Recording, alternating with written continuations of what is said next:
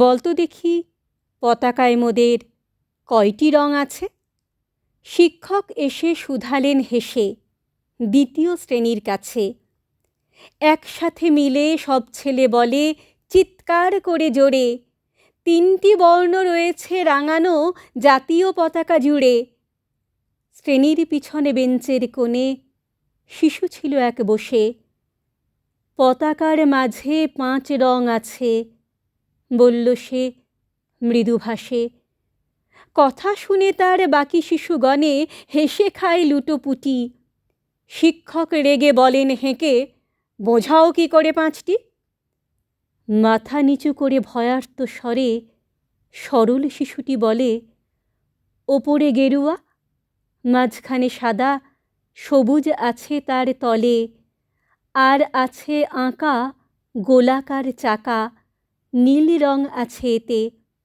শিক্ষক বলে, এটিকে ধরলে তবুও হচ্ছে 4টে। অবোধ শিশুটি বলল তখন, রং আছে আর এক, লাল লাল ছোপ দাগ দেখা যায় ওই পতাকার মাঝে। বাবাকে যখন আনলে ওরা, কফিনের ঢাকা খুলে জড়ানো রয়েছে দেহখানা তার পতাকা আর ফুলে। রক্তের দাগে ছিল লাল ছোপ ওই পতাকার মাঝে।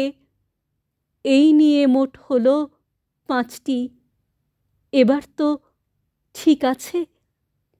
সরল শিশুটির জবাবখানি কাঁপিয়ে দিল বুক। অশ্রু এলো নয়ন ভরে, শুকনো হলো মুখ। আজও যারা দেশের জন্য করছে বলিদান, স্বাধীনতার শহীদ সম তাদের অমর প্রাণ। হয়েছি স্বাধীন, পেরিয়ে গেছে 70টি বছর। দেশ বাঁচাতে যাচ্ছে যে প্রাণ, রাখছি কি তার খবর? দেশ বাঁচাতে যাচ্ছে যে প্রাণ, রাখছি কি তার খবর?